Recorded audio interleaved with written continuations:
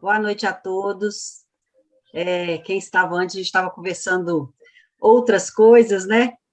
Que, na verdade, viram um momento de encontro também para outros momentos. Os grupos de pesquisa, às vezes, não tem nem momento de se encontrar. Então, eu vou me apresentar. Eu sou professora Lussandra Gianazzi, da Universidade Federal de Minas Gerais. Eu sou geógrafa. Eu sempre, né, a mestrado e doutorado também foi na geografia. E depois que eu voltei para Belo Horizonte, que eu fiquei 10 anos fora de Belo Horizonte, da Universidade Federal de Minas Gerais, eu me incorporei em uma equipe de projeto de extensão, que é o Projeto Manuelzão.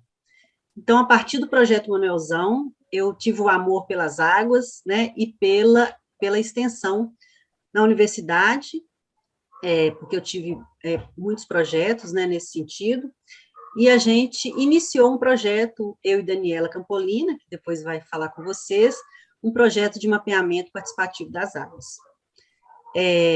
principalmente com escolas. Muitos sonhos ainda, né, desse projeto ainda não foram realizados, porque o nosso sonho é fazer um banco de dados que as escolas possam abastecer esse banco de dados, né, que ele seja realmente participativo e que tenha um monitoramento sempre, né, das disciplinas que queiram atuar nesse banco de dados. Então, a gente tem alguns sonhos que não foram realizados, e a gente acaba pagando alguns fogos, e nós hoje criamos, né, nesse ano, a rede de monitoramento, que chama Que Lama é Essa?, que é de atendimento a comunidades, né, uma rede que se fez a partir de muito conhecimento, principalmente de Daniela, Paulo Rodrigues e professora Dulce, das comunidades que estão, né, no entorno de áreas de mineração de barragens, né, nós tivemos 2 grandes rompimentos, crimes aqui em Minas Gerais, e a gente teve também eventos climáticos extremos, que foram as chuvas de janeiro, e a partir desse momento a gente criou uma rede colaborativa, né, o Luciano está aqui representando os professores também, a Daniela também vai se apresentar, ela também é professora da rede pública, e eles também, o Luciano também é um coletor, né, e a gente vai explicar como é que isso funciona. Então, a gente criou uma rede de monitoramento, de coleta de água, de lama e de solo.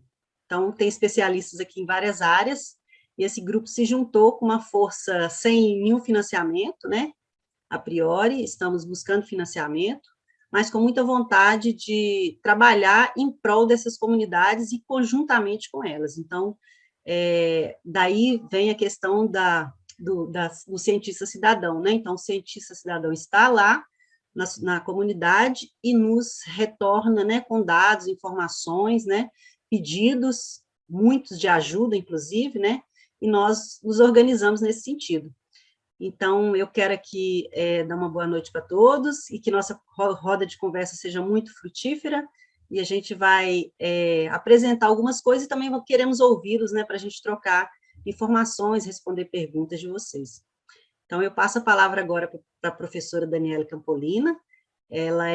Eu fui co-orientadora dela do doutorado, e ela é uma professora também da rede pública que nos ajuda muito nessa rede. Depois ela passa a bola para o próximo, e assim por diante. Um abraço em todos. Estou disponível também no meu e-mail, né, particular, caso vocês queiram nos contactar, e a gente também tem um QR Code aí, e o nosso nome, né, e já vai direto para a nossa página. Muito obrigada, Daniela. Boa noite. Agradecer, né, a presença de todos, essa oportunidade de estar falando de algo que nós acabamos que fomos cooptados, né, digamos que para isso, né, porque quando nós falamos, né, que nós criamos, na verdade, nós somos cooptados para articular algo que ocorreu, né, então, o Paulo Rodrigues e o Luciano também vai contar um pouco dessa história, mas nós três, né, inicialmente, só para contextualizar, né, eu, Lussandra, a Adriana, né, também está aqui em Minas Gerais, na região do quadrilátero ferrífero, Dulce também é da UFOP, né, que também está aqui na região, e nós temos, o Paulo vai falar mais disso, mas nós temos 3 bacias, né, bacias hidrográficas aqui, que é a bacia do Rio das Velhas, do Paraopeba e do Rio Doce, e a bacia do Rio Doce e do Paraopeba, né, já sofreram com grandes rompimentos, né, do Rio Doce em 2015, da Samarco, da Vale BHP, e em 2019, Paraopeba, com o rompimento da Vale.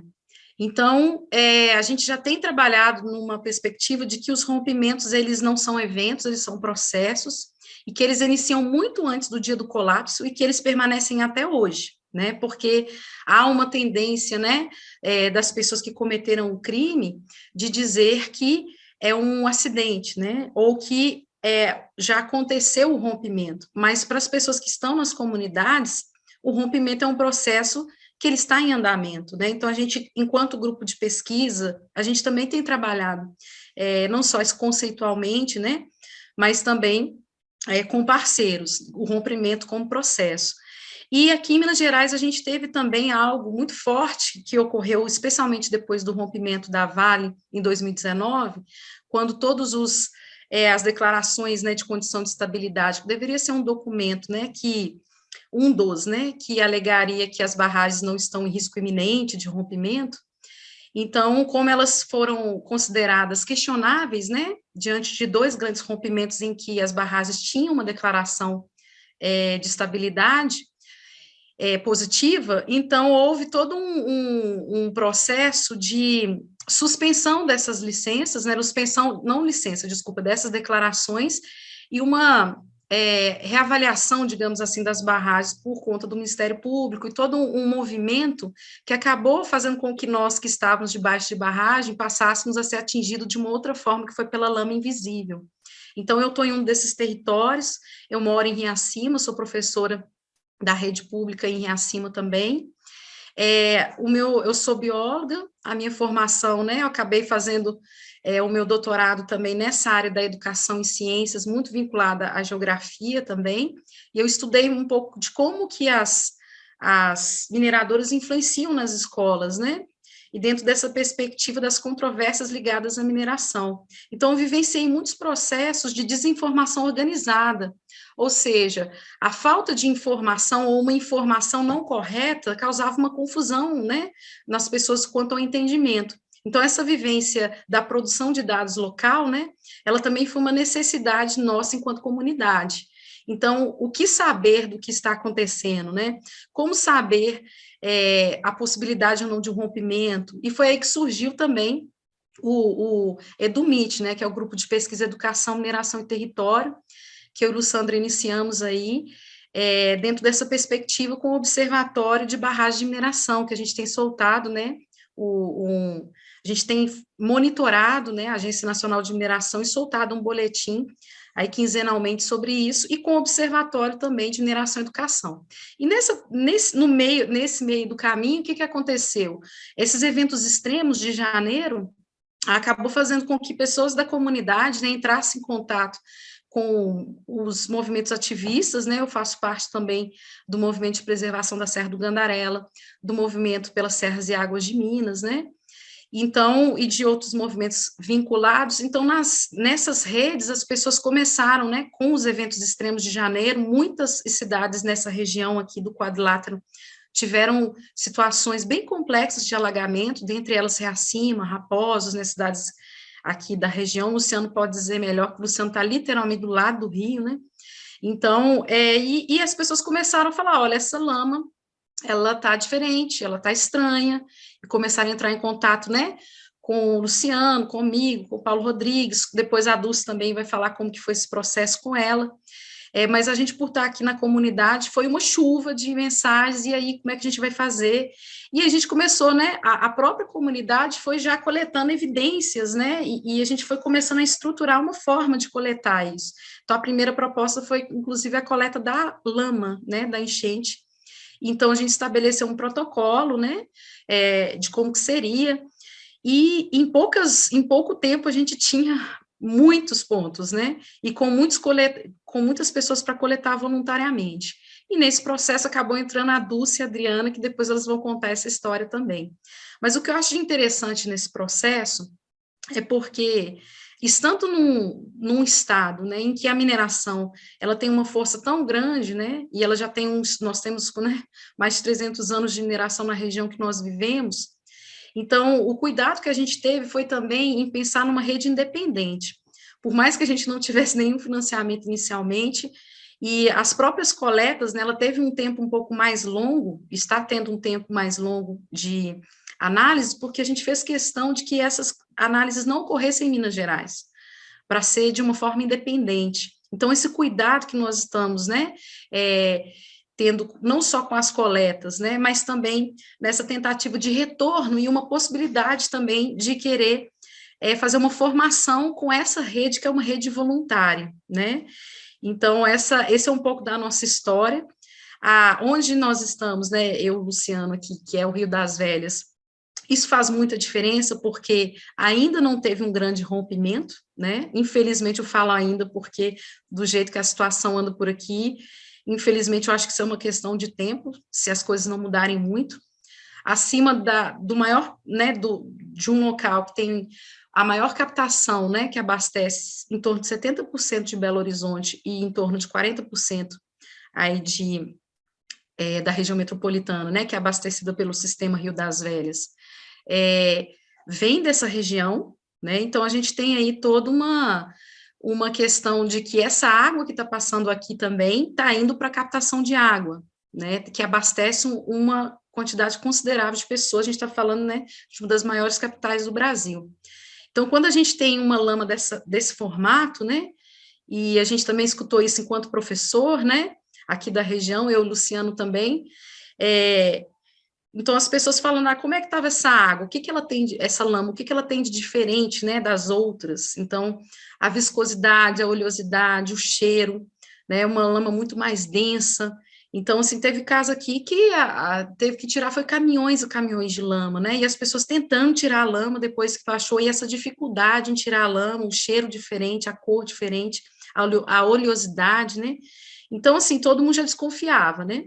Nós vamos ver, assim, tem alguns resultados, mas ainda há muito, né, para se falar, e a própria construção dessa ideia de ciência cidadã também é um desafio para nós, pesquisadores, né, porque quando a gente tem comunidades afetadas tão intensamente, e muitos, assim, amigos nossos, né, colegas nossos, eles querem uma resposta rápida, né, eles querem assim, então, no primeira análise, a gente vai provar que isso, e aí a gente, enquanto, né, pesquisador, também tem que ter todo esse cuidado de como que é construído esse conhecimento científico de maneira coletiva, né, ter esse cuidado também. Nós não somos a universidade que estamos indo a campo, né, nós estamos em campo junto com a universidade, então, como nós temos vários papéis nos territórios, né, isso também faz com que a gente tenha um desafio em lidar com isso também.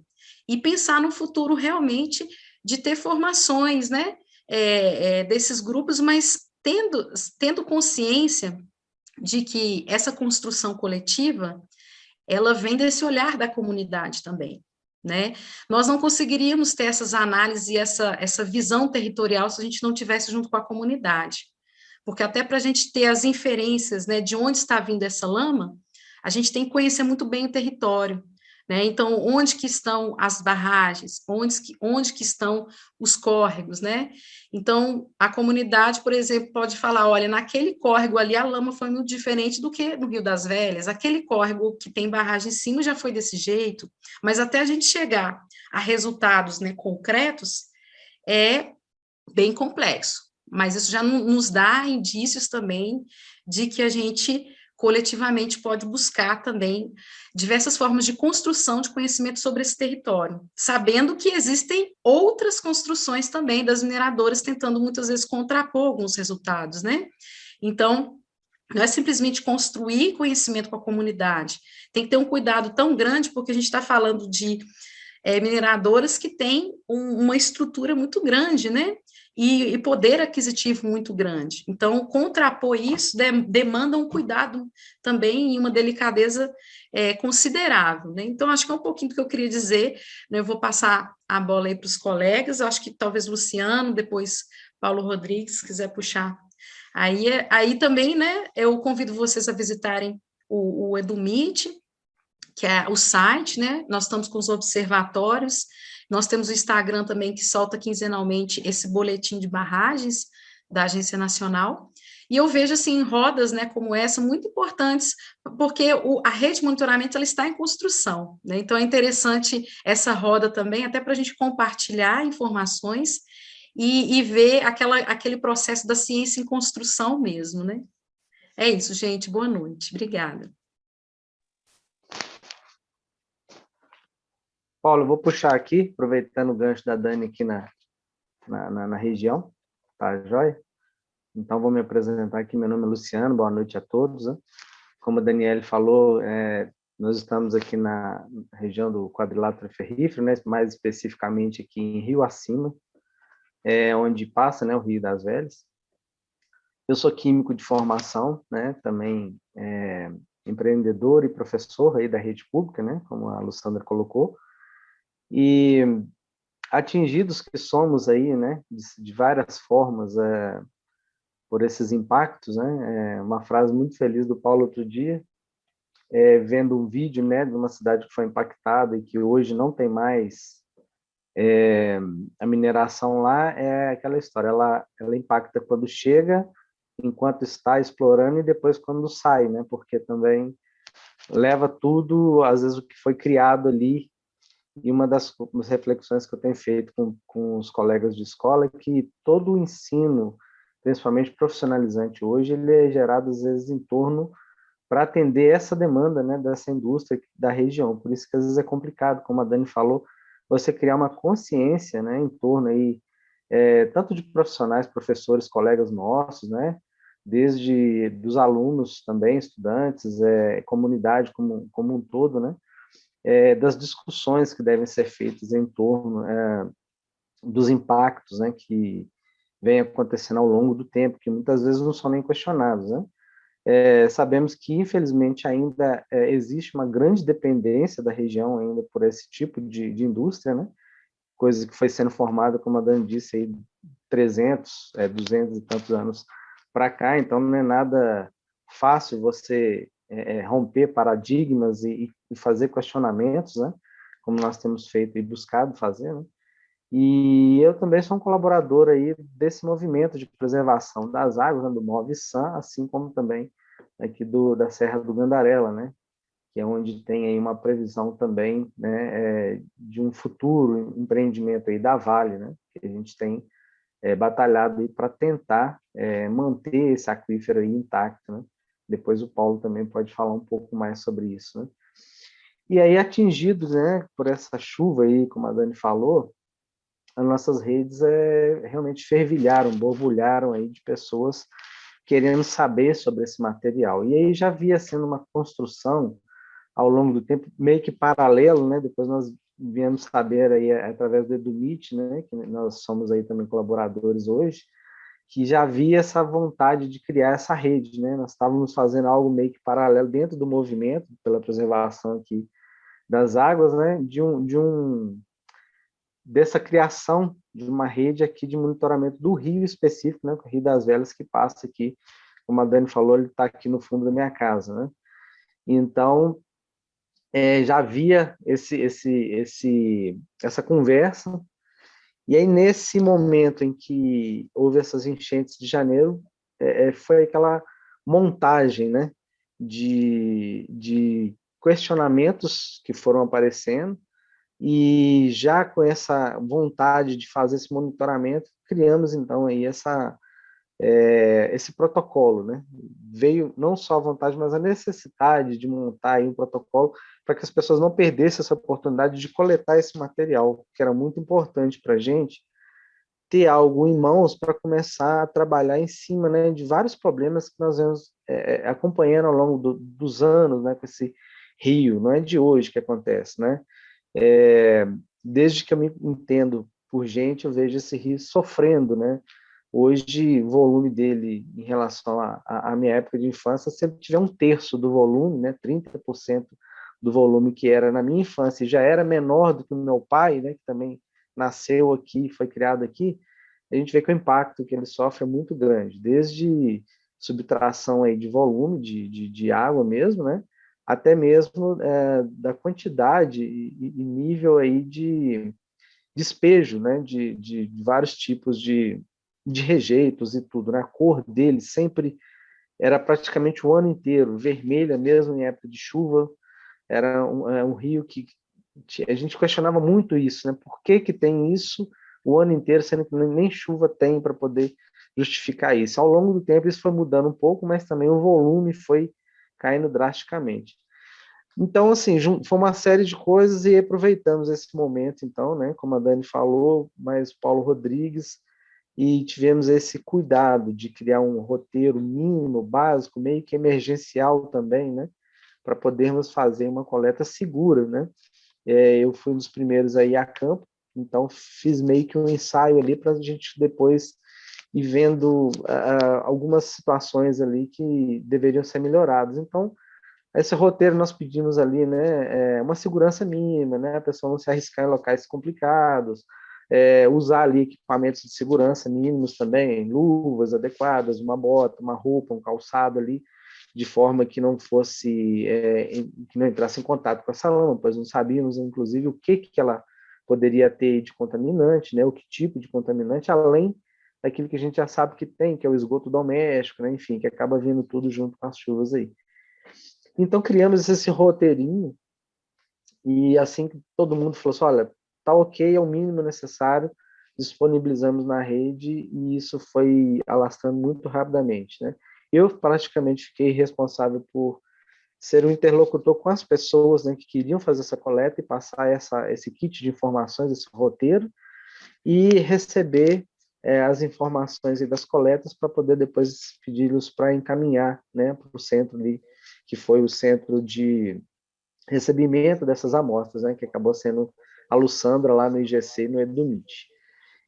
Então, criamos aí uma planilha, né, e formatamos ali todos os dados que as pessoas passavam, né, desde localidade, né, via GPS, informação do Google Maps, fotos, né, que a gente pedia também para poder tirar do local, do momento da coleta, ou vídeos, e os endereços, né, nomes dos coletores, né, uma ficha ali mínima ali com os dados pessoais ali para poder documentar tudo. E isso foi documentado, repassado aí para a equipe, né, junto com a Lussandra, a Adriana, a Dani, o Paulo, né, todo mundo aí monitorando. A Dulce, né, com a sua equipe, teve aqui presente também, ajudamos aí não coletamos, mas acompanhamos a coleta, né, da equipe dela lá já com os alunos, né, e os pesquisadores que trabalham com ela. E desde então montamos aí todo esse georreferenciamento dos pontos, né, e à medida que as análises estão ficando prontas, estamos também colocando isso aí, já é o ponto aí que o Paulo é mais responsável passar para ele. Então, a nossa parte foi mais mesmo de capitanear isso, né? Essa turma toda que quis participar, e eu vou falar aqui pessoalmente, assim, muita gente preocupada, muita gente realmente hoje consciente, né, dessa preservação necessária dos rios, das nossas águas, preocupam com esses impactos em torno aí, né? Então foi bem gratificante ver esse retorno das pessoas com essas preocupações. Tem também aquele lado que a Dani até falou, do lado econômico também, muitas pessoas pensando apenas no impacto econômico e querendo logo, já às vezes, um resultado, né, muito apressado, e aí por isso que a gente tem que ter esse cuidado muito grande também no levantamento dos dados, divulgação de resultados e tudo mais, né? E em termos da rede pública, né, como professor, nós temos também tentado aí junto com o Edumit e o pessoal também da bacia hidrográfica aqui do Alto Rio das Velhas, alguns kits, né, que nós até vamos ganhar agora, montar, né, uma coisa continuada desse monitoramento, iniciar, né, nós vamos iniciar agora no segundo semestre, lá na escola estadual a qual eu participo, o monitoramento das redes locais, né, mas a gente espera que a gente possa continuar isso aí mais à frente e expandir, né, junto aí com o Edumit também um projeto, né, melhor e contínuo, né, que eu acho que é importante que seja contínuo para que as pessoas realmente consigam aí se interagir da importância, né, da preservação e do monitoramento dessas águas aí todas, né, que é tão importante para todos nós. Agradecer aí o espaço, né, e o ouvido de todos vocês aí. Vou passar a bola aí para o Paulo. né? Depois a gente está à Eu quero disposição. fazer uma intervenção, Luciano, obrigada. Fica à Eu acho vontade. melhor a Adriane e a professora Dulce falar, porque como o Paulo vai apresentar alguns dados, aí depois a gente abre para o pessoal comentar, tá bom? Ótimo, ótimo. Aí Tá, deixamos o joia. Paulo por último, que ele tem uma apresentação ali. Professora Vou fechar Adriana meu e áudio. depois professora Dulce. Boa noite a todos. Então, eu sou Adriana, sou professora do Departamento de Geografia, sou da área de solos, né? Então, trabalho com indicadores de qualidade, levantamento e classificação de solos, e solos relacionados a bacias hidrográficas, aí, relacionadas à disponibilidade de água, né? Então, eu me inseri dentro do projeto, né, inicialmente através da procura por diferentes atores da sociedade, né, não estava junto ao grupo ainda, né, e em conversas a gente chegou, né, ao mesmo grupo, né, então tinham duas frentes de trabalho, então foi procurado pela área de solos, né, e eu me juntei ao grupo aí, né, e a gente está fazendo esse trabalho. Então, inicialmente, a importância, né, só falando rapidamente, né, a importância desse tipo de trabalho, a importância do diagnóstico, né, muitas vezes, a Dani até falou, ainda não teve um rompimento no Rio das Velhas, né, mas o impacto que teve esses outros rompimentos, né, tanto Paraopeba como Doce, né, para o que a gente tem aí na região metropolitana, então isso é muito importante. Então, esse diagnóstico é muito importante, então, quando a gente formou o grupo, então é um grupo multidisciplinar, né, então isso é extremamente importante, a necessidade de entendimento desses fenômenos aí de uma forma integrada, né, mais holística e diversificada, porque muitas vezes a gente olha, né, um caso como, por exemplo, do rompimento de barragem, os impactos imediatos, né, e não vê isso a longo prazo. Então, várias consequências que a gente está vendo hoje, por exemplo, das enchentes, se a gente pega no Paraopeba, são consequências do rompimento lá de Brumadinho, né, que teve um impacto físico nesse meio e alterou toda a dinâmica que a gente tinha nesse meio, né? Então, esses novos eventos, eles se somam a eventos já existentes anteriores, né, e aí os desastres são cada vez maiores, né? Não é um desastre de rompimento, mas é um reflexo desse rompimento que vai trazendo novos desastres, né, novos problemas a toda essa população. Então, que a gente tem trabalhado é isso, né, a questão da parte de solo e lama, de tentar identificar, caracterizar esse material, tanto da parte física, química, né, tem uma importância aí também, que talvez futuramente biológica, né, desses materiais, os impactos que eles trazem, né, então a importância dessas análises integradas. Então, estou aqui representando aí o Laboratório de Solos da UFMG, né, junto com a equipe, e buscando, né, trazer essas informações de uma maneira precisa, sistematizada, né, para dar subsídios aí à tomada de decisão futura. É isso, obrigada, estou à disposição.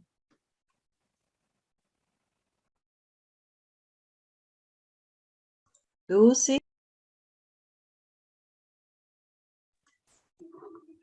Bem, olha, dizer que é muito, muito rico, importante, relevante estar aqui.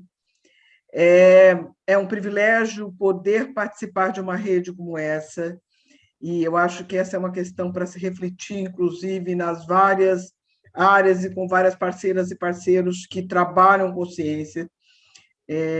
Ontem, participando de uma grande reunião de atores públicos, população e cientistas, e vendo uma disputa por retórica extraordinária, eu fiquei pensando o quão importante é essa iniciativa, porque as redes trabalham, de fato, em cooperação.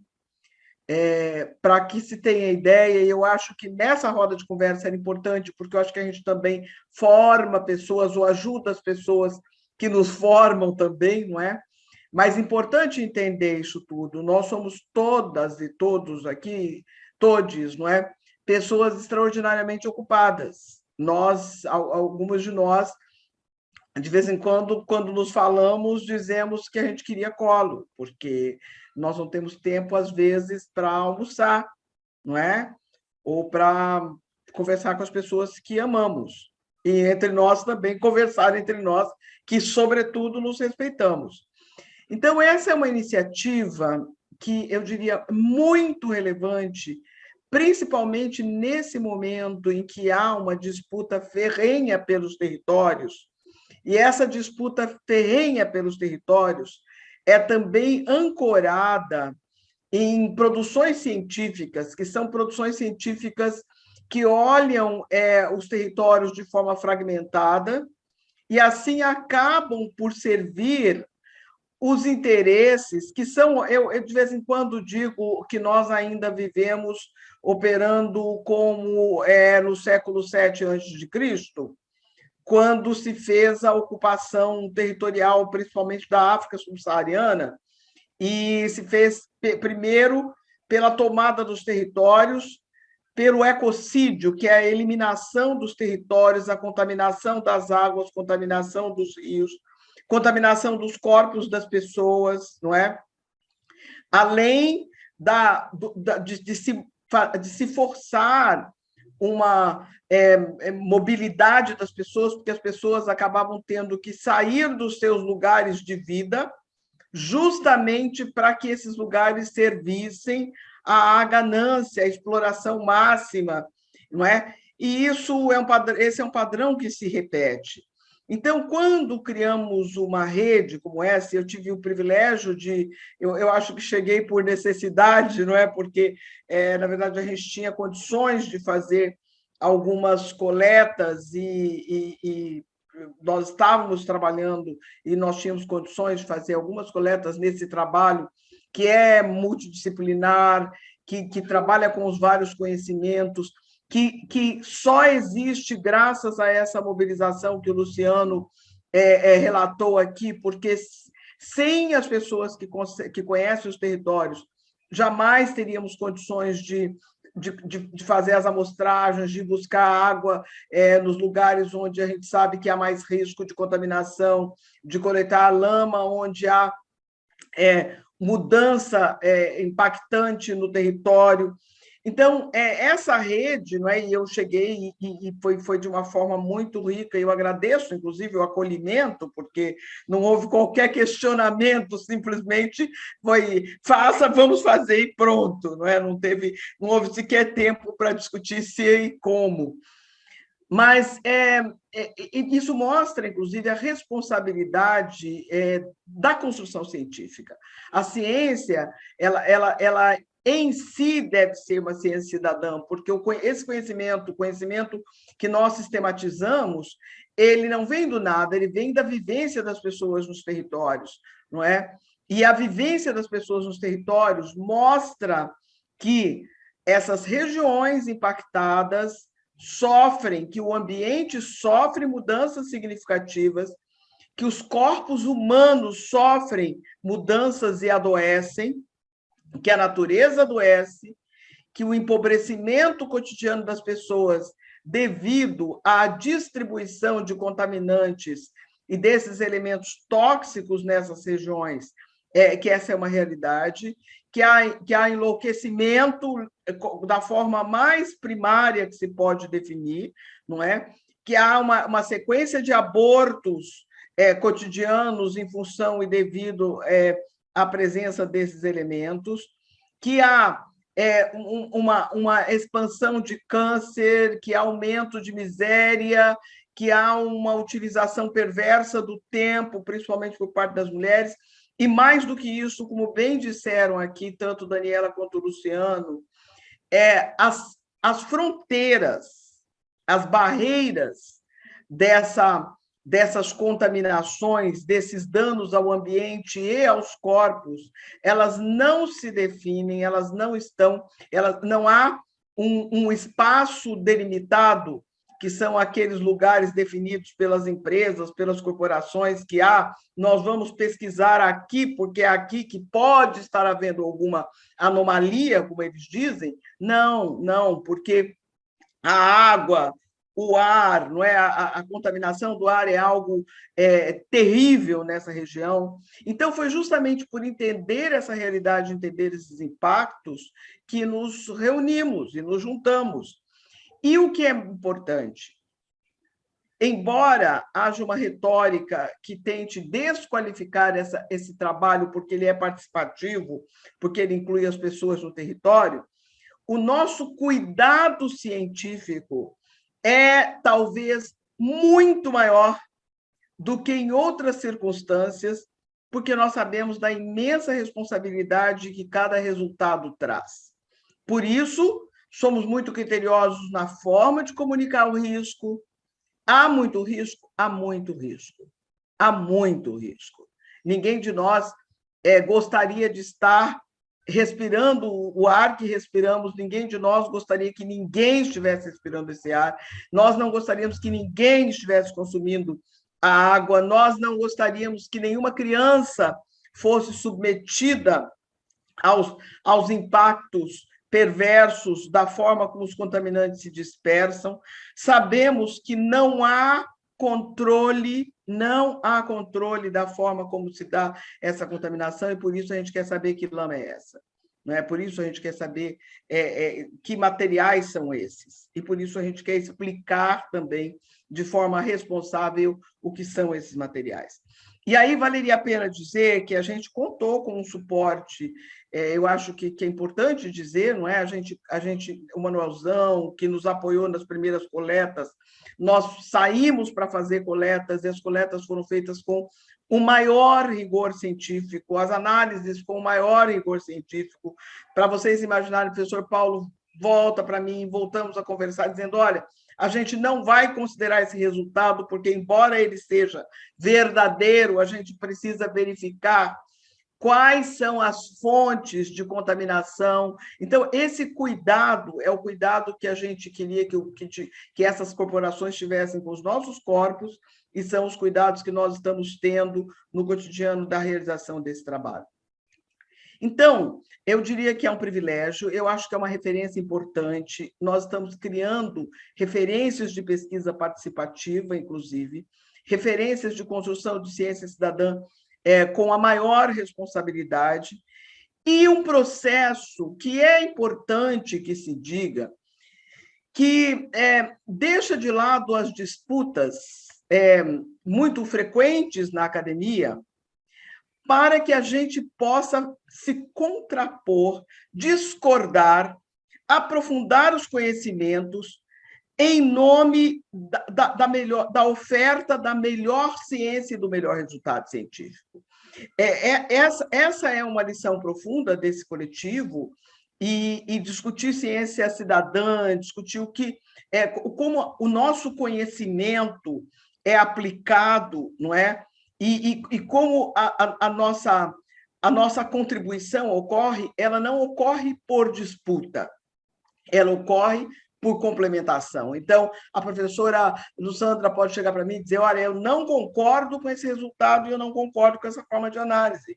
A coleta não deve ser feita assim. Como eu posso dizer, olha, eu acho que não dá para a gente seguir esse caminho, o caminho deve ser outro, não é? Essa é a grande riqueza do que deveria ser a grande academia. No mundo, em alguns lugares, se consegue ser, não é? E é isso que nós estamos fazendo. Então, além do nosso compromisso, nós estamos também criando referências para a produção de ciência com a qualidade que deve ter, da forma que deve ter, compartilhada como deve ter. Nós estamos em instituições públicas, nós estamos em universidades públicas, que deveriam estar compartilhando esse conhecimento de forma responsável. Por último, e eu resolvi não falar muito dos resultados ou das metodologias, porque o professor Paulo falará disso brilhantemente, mas essa questão da ética, não é? A gente vive um momento de subserviência profunda às corporações. A gente tem um país sequestrado pelas empresas, porque quem decide, quem acaba definindo até como se faz ciência, até como a verdade é transmitida, até no que as pessoas devem acreditar, muitas vezes, são essas corporações que estão hoje explorando o nosso solo, o subsolo, criando espaços de morte e não espaços de vida. Então, nós estamos trabalhando aqui num processo de construção pela vida. e por isso nos aglutinamos, trabalhamos juntos até sem nos encontrarmos. Eu queria um dia desses conseguir tomar chá, café, comer o bolo da Joana, que está lá em cima, que me prometeu esse tal bolo, entendeu? Mas a gente não tem tido esse tempo, mas a gente tem tempo para virar à noite, para fazer a melhor ciência em parceria, e acho que essa é a contribuição digna, inclusive, que nós estamos dando de vida mesmo.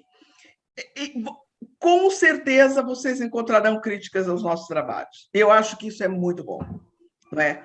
Primeiro, porque qualquer crítica, e eu já tenho enfrentado isso, e todos nós, elas ocorrem porque é um trabalho muito criterioso. E é um trabalho que no que diz respeito à metodologia, à análise de resultado, à abordagem de resultado, ele poderá ser questionado por má fé, mas ele não poderá ser questionado por qualidade. Não é? E é assim que a gente quer servir e principalmente que nós gostaríamos de encontrar muitos outros grupos que se somem não só a esse trabalho, como a outros trabalhos também de pesquisa independente. E, obviamente, buscando recursos para que a gente possa, de verdade, seguir com a nossa pesquisa independente, porque nós precisamos realmente de cooperação para que esse trabalho se aprofunde, para que ele possa dar o resultado necessário, inclusive, para o conjunto social. Então, é basicamente isso que eu queria dizer, não é? E é um privilégio poder, eu trabalhei muito com guerra, trabalho ainda agora, inclusive, sendo convocada aí para alguns trabalhos daqui a alguns dias fora, e diria que a gente vive muito mais do que uma guerra, porque na guerra você há visibilidade dos confrontos e conflitos. Nesse caso, não há visibilidade necessária, e as pessoas vão sendo eliminadas e privadas da vida, com seus direitos retirados, e principalmente o direito ao conhecimento do que acontece no território. E o nosso trabalho é justamente esse, assegurar o conhecimento do que acontece nos territórios, com as pessoas e com a natureza. Obrigada, Dulce. Doces, profundas, importantes palavras. Paulo, lembrando que nós temos 15 minutos, 18h45, eu já cutuquei o povo aqui, né, para falar a linguagem do Facebook, não sei, que eu sou velhinho, eu falo que eu não dou conta do Instagram, mas o pessoal não está fazendo pergunta, mas a gente quer deixar um momento para eles perguntarem, e aí, Paulo, você seleciona os melhores momentos aí para conversar com esse pessoal que está aqui com a gente, e a gente deixou o link aí, né, da nossa rede, a linha do tempo, né, que foi super rápida, né, de janeiro para cá.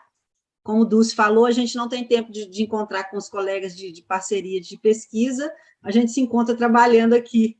Então, é um pouco isso a nossa vida. Paulo, a palavra é sua.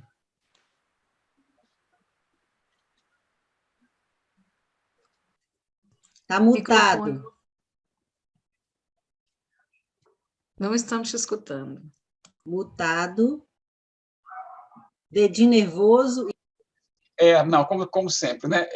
Ô, Luciana, antes de eu começar, eu gostaria de pedir a Joana para ela se apresentar rapidinho também, porque aí a gente apresenta a equipe toda. Joana, o seu microfone também está fechado.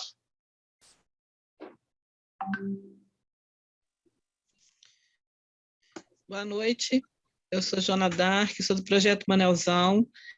Estou aqui representando o professor Marcos Vinícius Poliano, nosso coordenador geral atualmente. É para mim uma honra estar com esses cientistas aqui, que alguns deles eu conheço até de quando era criança, né? Dani mesmo e Lussandra. É um prazer estar aqui com vocês, mas eu só sou coadjuvante, viu, gente? Eles é que são as estrelas. Coadjuvante muito importante. Tão Boa importante noite. quanto nós. Obrigado, Joana. Olha só, pessoal, realmente, como nós temos pouco tempo, então eu vou acelerar aqui, né? Muito obrigado, né, pela presença de todos, obrigado, Sandra, né, pela articulação desse evento aqui com toda a equipe, é um grande prazer, né, é uma honra também poder tocar esse projeto com todos vocês, né? Bom, eu vou, antes de mais nada, já apresentar ali aqui no chat o endereço onde todos poderão encontrar os resultados que nós já disponibilizamos publicamente. ok? Eu gostaria, então, só de chamar a atenção, nesses poucos minutos, sobre alguns aspectos que eu considero complementares a tudo que já foi colocado, mas bastante relevantes em termos da nossa iniciativa, né? Primeiro, que a possibilidade de nós termos agora uma rede se formando, e não é só uma rede de pesquisadores que estão aqui presentes, mas principalmente uma rede de voluntários que estão nos territórios esses estão sempre sendo impactados, degradados, em grande intensidade pelas atividades de mineração, né? Eu acredito que a maioria aqui talvez não esteja próximo ao nosso território, então não tenha muita oportunidade de saber efetivamente o que ocorre aqui, a não ser pela mídia, né? Mas tenho absoluta certeza o que a mídia coloca é um percentual muito pequeno do que efetivamente vem ocorrendo aqui no quadrilátero ferrífero, né? E os impactos são muito, muito maiores do que apenas, entre aspas, os rompimentos das duas barragens, né? Da Samarco e da Vale. Então, nós temos efetivamente uma onda de devastação que está aumentando vertiginosamente nos últimos meses, e as perspectivas são que aumentem ainda mais por conta do governo estadual, né? O governador Romeu Zema, que é o nosso, infelizmente, governador, vem causando uma distorção extremamente grave em termos de obediência às legislações, né? E isso vem causando, então, uma apreensão muito grande, e os movimentos estão se articulando de muitas formas. Então, esse movimento, esse grupo que está aqui, nada mais é do que, né, uma consequência, né, dos absurdos que nós estamos vendo há muito tempo. E eu gostaria, então, de chamar a atenção que, apesar de tudo, eu vejo esse exemplo de articulação junto com as comunidades muito profícuo, porque nós da academia, né, os órgãos públicos mesmo que quisessem, né, ONGs mesmo que quisessem, nós não teríamos pernas para cobrir um território, né, tão grande, a ponto de termos, de uma maneira muito rápida, amostras, sejam elas de água, de solo, de lama, como realmente aconteceu, porque é impossível, né? Então, a partir dessa construção, né, é um processo que ainda está em andamento, né, dessa rede de monitoramento por parte dos coletores voluntários. Isso nos dá uma certa segurança e uma expectativa muito boa de que nos próximos eventos, e a gente sabe que ocorrerão outros eventos, né, isso não tem como se evitar, nós teremos uma rede mais preparada, uma rede de coletores mais estruturada, e poderemos, né, no mesmo momento, ou questão de 1 ou 2 dias de diferença, termos amostras de um território muito grande. Isso é extremamente importante, porque se nós tivéssemos, né, apenas uma caravana, né, indo de local em local ao longo do tempo, nós nunca teríamos uma radiografia cronológica instantânea do cenário. Então, acho que esse é o primeiro diferencial extremamente importante dessa rede que vem se formando, em termos dos colaboradores coletores. Em termos dos colaboradores pesquisadores que estão aqui, ainda temos outros chegando, né? Dulce talvez possa até falar um pouco mais, de outros que foi uma grande satisfação, né? Desde um primeiro momento que eu, Dani e Luciano começamos com essa ideia, né? A queima-roupa foi estruturado tudo no final de semana, e na segunda-feira seguinte nós já tínhamos, né, pessoas se disponibilizando a coletar. Pouco tempo depois, outras pessoas começaram a dizer: olha, vocês precisam conversar com fulano, com Beltrano, né? E foi essa dinâmica que resultou nessa equipe que vocês estão conhecendo agora. E também acho que é extremamente importante dizer que nós já estamos incomodando muito, mas muita gente, né? Porque nunca foi feito esse tipo de proposição, né? Quer dizer, pesquisadores, né, doutores, na maioria dos casos, acho que não quase todos, então, né, instituições de pesquisa, representando instituições públicas, preocupados e articulados, né? E o que é interessante e bastante sintomático é que os nossos primeiros resultados, eu vou tentar falar um pouquinho deles agora, né, que eram resultados exclusivamente de água, embora esse grupo tenha sido criado originalmente por conta da lama, mas aí as conjunturas nos levaram para a sequência cronológica ser primeiro o grupo de amostras de águas, né, que foram analisadas pela professora Dulce e sua rede de laboratórios parceiros. Então, esses resultados das águas nos permitiram radiografar a situação crítica, né, dos nossos recursos hídricos superficiais aqui no nosso entorno, e nós não acusamos absolutamente nenhuma mineradora de ter sido os causadores, porque a água em si ela não tem esse poder, no momento ainda, de acusar ou de identificar as fontes. Mas, não obstante tudo isso, as mineradoras se sentiram extremamente ameaçadas, a ponto de, em audiências públicas, em outros fóruns, né, eles serem bastante preocupados e começarem a tentar nos desqualificar. Quer dizer, Dulce, quando comentou essa questão da desqualificação, já vem por conta disso, porque eles sabiam, né, que o DNA deles, mais cedo ou mais tarde, vai ser encontrado. Mas eles não se deram nem ao trabalho de ler toda a nossa documentação, mas já estavam extremamente preocupados e com a estratégia de tentar nos desqualificar. Então, eu acho que isso é muito sintomático, e isso nos dá mais ânimo ainda para sabermos que todo esse trabalho, todo esse esforço que a Dulce muito bem colocou, está valendo a pena. Bom, então, sem maiores... a Dulce colocou, né, ali no chat, né, a contribuição também de outros parceiros, extremamente importante nessa nossa lida, especialmente porque são laboratórios que não estão sob a influência, né, sob o controle das mineradoras. Isso é muito importante para quem não é daqui do quadrilátero, saber que as nossas universidades elas são cooptadas pelas mineradoras, com seus projetos, com seus financiamentos, com os seus equipamentos financiados, né, por elas, para dentro das universidades. Então, a gente conseguiu, né, em poucos tempo, localizar. A Dulce já tinha toda uma rede preparada, então foi realmente uma grande aquisição aqui para o nosso projeto. Bom, sem maiores delongas, eu tenho só 6 minutos aqui, pelo que eu estou vendo. Então, olha só, eu vou compartilhar a minha tela, porque de lá, né, se todo mundo estiver vendo aqui a minha... Espera aí, aqui, ó, só que eu perco a minha visibilidade. Todos estão vendo aí o site do EduMeet? Sim, sim. Sim, né? Sim. Então, pessoal, para quem quiser saber, né, quais são os resultados que nós já obtivemos, lembrando que são resultados de águas superficiais, né? A gente vai evoluir para solos e para lama, né? A Dulce, inclusive, está nesse momento, né, fora de Minas Gerais, né? Levou as amostras também principalmente de lama e de solos para fazerem as respectivas análises. Então, o processo está em andamento. Conforme ela falou, né, nós somos voluntários, então existe uma longa, né, nesse processo de análise, por conta da nossa necessidade de trabalharmos também com outros parceiros voluntários. Então, observem que no link que foi colocado aí no chat, vocês já podem ter acesso direto, né, ao conjunto de resultados, né, em especial aqui, ó, nós temos aqui embaixo alguns informes da rede de monitoramento. Então, para quem quiser saber um pouco mais detalhadamente como é que foi, como é que deixou de ser, e alguns informes na linha de tempo também. Tem uma linha de tempo mais resumida no Instagram, que a Lussandra também colocou aí no chat, mas eu gostaria, então, de chamar a atenção que nós temos aqui, ó, resultados, né, essa parte que é extremamente importante, e aqui, ó, leia o estudo, clicando, então, nesse link, nós vamos para um texto. Aqui tem um rápido texto explicativo, né?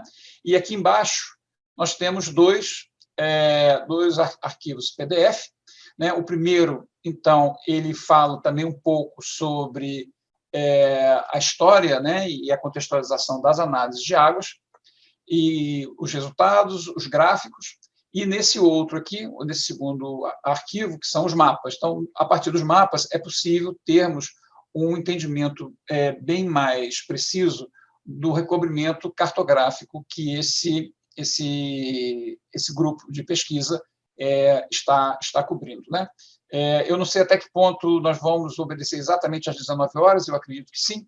Então, eu vou já rapidamente abrir aqui o PDF, e já com os mapas, porque a partir dele fica mais fácil a gente começar a explicar um pouco, né? Então, observem, aqui embaixo nós temos, né, a cidade de Belo Horizonte, e esses pontos, né, aqui coloridos, são as coletas, né, os pontos de coletas das amostras de lama, de solo superficial com lama e das águas superficiais. Então, foram essas águas superficiais aqui, ó, as que efetivamente já estão disponíveis com seus resultados. Né? Então, observem que são pontos, basicamente, né, ao longo de alguns rios.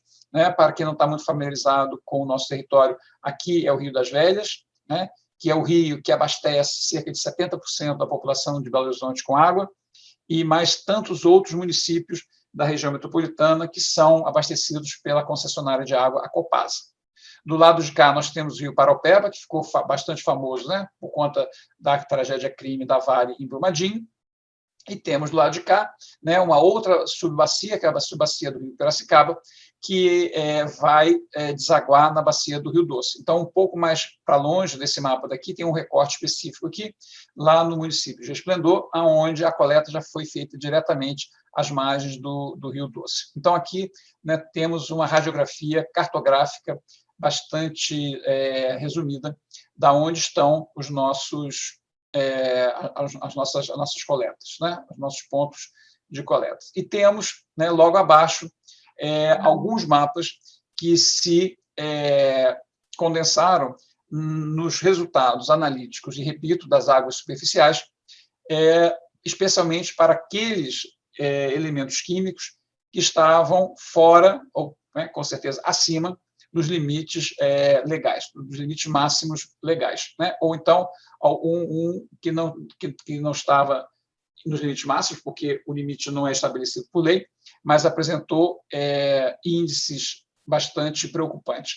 E observem que, né, eu vou só dar o exemplo com esse mapa aqui. Então, temos aqui arsênio, né, as bolinhas informando quais são os resultados, né, dividido em quatro classes. E o verde, né, aquele local onde está abaixo do limite máximo legal, e todas as outras cores quando estão acima desse limite. Né? Então, conforme vai ficando mais grave, vai, evidentemente, na escala colorimétrica, ficando pior.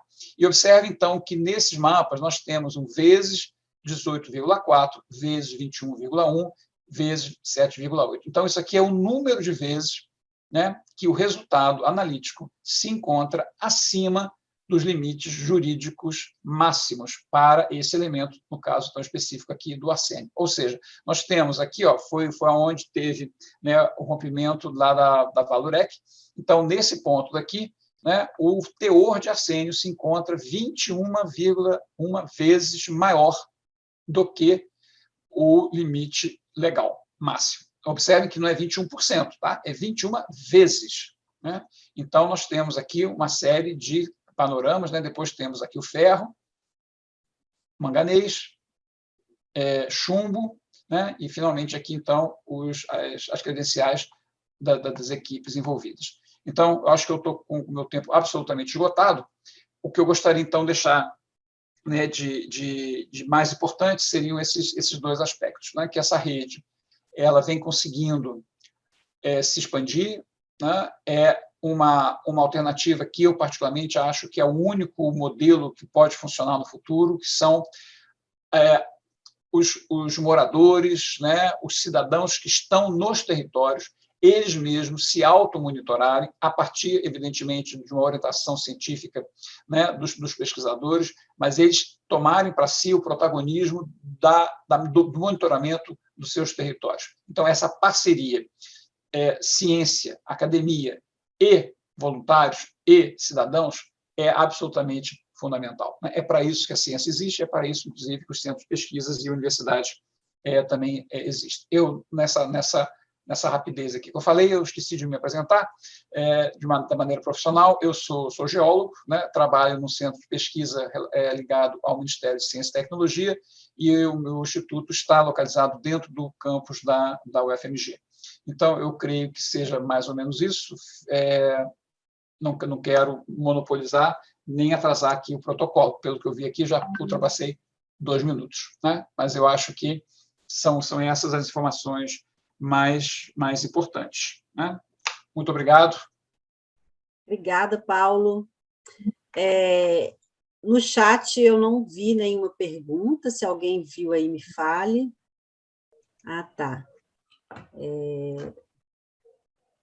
Estão perguntando se vai ficar disponível, não sei, tem que perguntar para a moderadora.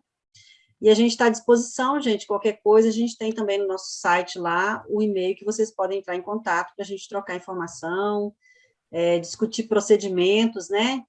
Eu acho que está sendo muito rico o encontro, dizendo de como que a gente pode, né, fazer ciência cidadã, cada um no seu território, cada um com seus parceiros.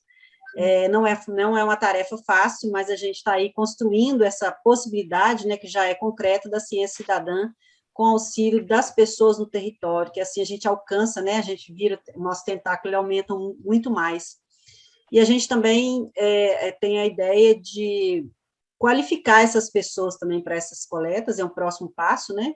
Inclusive, a gente faria isso para esse momento agora, mas a gente não conseguiu, mas é uma proposta futura. Então, a gente agradece, quem estiver aí no chat. Sandra. Tem uma pergunta. Sim. Justo. Ó, eu já coloquei o meu celular, né? Tenho o WhatsApp e também o meu e-mail, tá? Então, caso a gente não consiga responder tudo aqui de pronto, né? Atendendo ao pedido da Blandina Viana, lá da UFBA, né? Deixa eu ver quem mais colocou aqui. A Karen. Karen também, né? A Karen está perguntando o seguinte: gostaria de saber se, a partir desse trabalho excelente, muito obrigada, a gente está só no começo, a comunidade junto à universidade tem se articulado no enfrentamento aos mineradores ou propondo políticas públicas. Uma das possibilidades concretas da ciência cidadã é que que a partir dos nossos trabalhos, haja um enfrentamento e uma construção de novas políticas, né, políticas públicas, e a gente tem essa intenção, óbvio, né, mas a gente precisa de ter resultados interessantes para a gente confrontar com o que já é conhecido. Então, é uma luta aí de todo mundo que tem feito aí esse tipo de pesquisa, né, principalmente com esses grandes empresas, com monopólios, com réplicas de trabalho, né, eles contratam pessoas muito qualificadas para fazer o mesmo que a gente faz, então a gente tem uma dificuldade muito grande ainda desses resultados. Se alguém quiser falar mais... Muito obrigada, a Blandina dizendo que a gente tem que expandir essa rede. Gente, a gente está aí, pode fazer parcerias, né? Trazer... A gente mapeia outros lugares também que tem problemas de mineração, então seria interessante a gente ampliar essa rede para outros lugares, tá? O norte do Brasil, o centro, Goiás, outros lugares que a gente tem pesquisado e dado informativos, o sul do Brasil também. Existem outros tipos de barragem também que a gente pode trabalhar. Queria saber também se vocês identificam pessoas que têm medo de participar e isso dificulta a participação. A gente, na verdade, nós também temos medo, mas se a gente ficar com medo de fazer, a gente não vai fazer nada. Dulce, inclusive, pode contar, Dulce, do dia do rompimento, né? Ela teve uma surpresa. Pode contar, Dulce, para responder um pouco para a Blandina. Olha, para te falar a verdade, Lussandra, eu nem me lembro agora de qual das coisas, entendeu? Mas o que eu posso dizer é o seguinte, que, é claro, a gente tem medo, e muita gente tem medo, há estudantes, há professores, há ameaças, há grupos que realmente se colocam, inclusive, como se o fato de fazer esse tipo de trabalho, no nosso caso, significasse atuar contra interesses nacionais, inclusive, como se isso fosse, não é, como se a minerodependência e a minerocorrupção fossem modelo para se fazer ciência, para se condicionar o trabalho das universidades. Mas eu posso dizer que, inclusive, durante o processo de ruptura da barragem, quando nós já vínhamos trabalhando aí com Mariana e Barra Longa, a região da Bacia do Doce, mas quando chegamos para trabalhar na região de Brumadinho, assim, a tentativa de desqualificação e de ameaças, inclusive a equipe foi de fato muito agressiva, muito agressiva. E nós, neste processo que trabalhamos agora, fomos, inclusive, não só questionados pela polícia, como também, tanto eu quanto a equipe, os moradores da região, foram amedrontados, e meus documentos todos foram anotados, a minha universidade, o lugar onde eu trabalhava na universidade, tudo isso foi realmente de uma forma muito violenta, verbalmente violenta, inclusive, houve uma agressão bastante séria ao conjunto de pessoas. Eu acho que só para complementar, enquanto comunidade, né, também, o que a gente, assim, uma das coisas, né, que enquanto comunidade a gente aprendeu ao longo do tempo com o ativismo, é que a gente precisa trabalhar em rede. A palavra rede, ela faz muita diferença, sabe? Então, a comunidade em si, quando é vinculada à universidade, vinculada ao ativismo, você não está sozinho, né? Eu, como professora, também já sofri só de trabalhar sobre a mineração em território. Talvez o que ela falou, a Landino, né, que falou com relação a uma região que está iniciando a mineração, nós estamos numa região que a mineração está gritando seus impactos. Então, as pessoas elas estão também reagindo de uma maneira diferente quando você tem a sua casa invadida por uma lama, você não sabe o que é. E muitas pessoas passaram mal, inclusive em contato com essa lama.